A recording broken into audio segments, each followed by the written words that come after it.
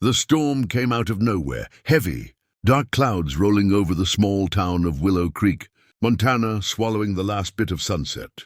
Wind howled down Main Street, tearing through the empty gas station, flags and rattling the tin, signs of my little diner, Rosie's Corner. The neon open sign buzzed and flickered against the window, the only light left on a road that had gone completely still. I was wiping down the counter, trying to ignore the thunder that shook the windows, when a pair of headlights appeared through the sheets of rain. The car, a sleek black sedan that looked out of place, among pickup trucks, struggled through the flooded parking lot before stopping right outside. For a moment I thought whoever it was would turn back, but the driver's door opened, and out stepped a man in a long trench coat, holding a leather satchel over his head like a shield. He pushed through the door, dripping rain onto the tiled floor. The bell above the door jingled weakly. He was tall, maybe mid-40s, with sharp eyes and a face I recognized immediately. Gavin Cross, the infamous food critic whose reviews could close restaurants overnight? The same man who once called a five-star chef's meal a culinary crime scene. "Are you actually open?" he asked, his voice clipped, British accent faint but present. "Last time I checked," I said, grabbing him a towel from behind the counter. "Storm's bad. Roads are closing fast." He glanced around at the chrome stools, the faded checkered floor, the humming jukebox in the corner. "This is the only place still open." "Only one for 20 miles, I replied. He sighed, clearly unimpressed, and sat in the corner booth, pulling out his phone. "No signal." "Wonderful," he muttered. "Stranded in a diner." "Lucky for you, we serve food," I said, handing him the menu. He barely looked at it. "Just bring me whatever you think you do best." That was it, the challenge, the critic's test, the kind that could make or break a small-town cook. I took a deep breath, tied my apron tighter, and headed to the kitchen. Outside, thunder boomed. Inside, my grill hissed to life. Tonight, I wasn't just cooking dinner. I was defending my diner, and maybe my pride, against the most ruthless palate in America. The grill hissed, filling the small diner kitchen with the smell of butter and smoked bacon. I flipped the sandwich carefully, at 2 slices of toasted sourdough stacked with hickory smoked turkey, crispy bacon, melted cheddar, and a drizzle of my secret honey mustard sauce. The fries crackled in the fryer beside me, golden and crisp. This wasn't just a meal anymore. It was a statement. When I carried the plate to his booth, the storm outside had grown worse. Lightning flashed through the window, casting his face in white-blue light. Gavin Cross barely looked up as I set the food down, but I caught the faint arch of his eyebrow. Skeptical, curious, maybe both. "Smoky bacon melt," I said simply. "House fries. Everything's made from scratch." He picked up a fry first, inspecting it like a jeweler examining a flawed diamond. Then, with the air of a man bracing for disappointment, he took a bite. His expression didn't change right away, but something in his eyes shifted, the faintest flicker of surprise. Next came the sandwich. He lifted it with slow precision, as though he were performing surgery. The first bite was silent. The second lasted longer. He chewed slowly, studying the taste, the texture, the warmth.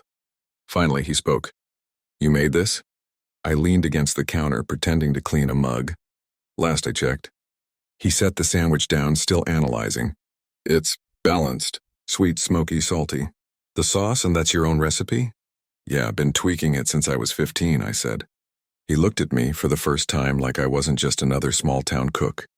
"You could have worked in New York or Chicago." "Why stay here?" I smiled faintly. "Because big cities forget people. Diners don't." For the first time that night, he almost smiled. A small, tired thing, but real. The rain pounded harder against the windows.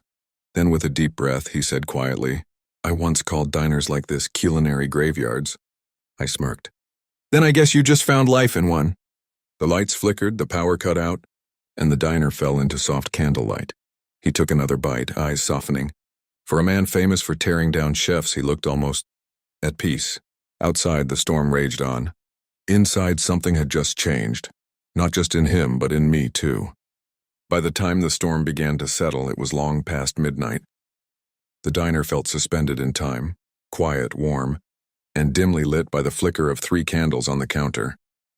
The windows were streaked with rain, the storm now a gentle hum in the distance. Gavin Cross sat in the same corner booth, his plate empty except for a few crumbs and streaks of sauce. He was sipping coffee slowly, staring out into the blackness beyond the glass. I poured myself a cup and slid into the opposite booth. It felt strange sitting across from one of the most feared critics in the country, the man who could destroy years of someone's hard work with one bad review. But tonight he didn't look powerful. He looked tired, human. "Long night," I said softly. He gave a quiet chuckle. "You could say that. Haven't been stranded in a place like this since I was a kid." There was something in his tone, wistful, maybe even nostalgic. I tilted my head. "Used to live in a small town?" He nodded. "Ohio. My mother ran a diner. Small but always full. She made the best buttermilk pancakes you'd ever taste." My heart softened. Sounds like she knew what she was doing. He smiled faintly, but it faded as quickly as it came. Developers bought the land, promised her a share in their new shopping plaza. She trusted them. They never paid her a cent. She lost everything, and I swore I'd never let sentiment cloud my judgment again. I said nothing for a moment, letting the silence sit between us like an old friend. "So you turned that bitterness into your career," I said quietly. He looked up, meeting my eyes. "Guess I did. Every bad review, every harsh word. Maybe it wasn't about the food. Maybe." The clock on the diner wall ticked past midnight, each second echoing softly in the silence. The storm outside had finally started to quiet, though the wind still moaned against the windows. Gavin Cross sat at his booth, his plate empty except for a few crumbs and a smear of honey mustard. He stared at it like it held a memory he couldn't quite place. I refilled his coffee and set it down gently.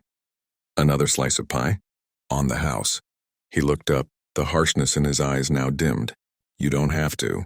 "I know," I said, cutting a warm piece of apple cinnamon pie, steam curling up into the air.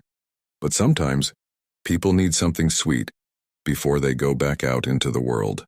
He watched me as I slid it onto the table, then said quietly, "My mother ran a place like this." That caught me off guard. "Yeah?" "In Ohio. It was small. She cooked, I washed dishes. She said food could fix anything. I never believed her." He paused, staring down at the pie. "Developers came one year. Promised her a share if she sold the land. She trusted them. They tore it down. She never recovered."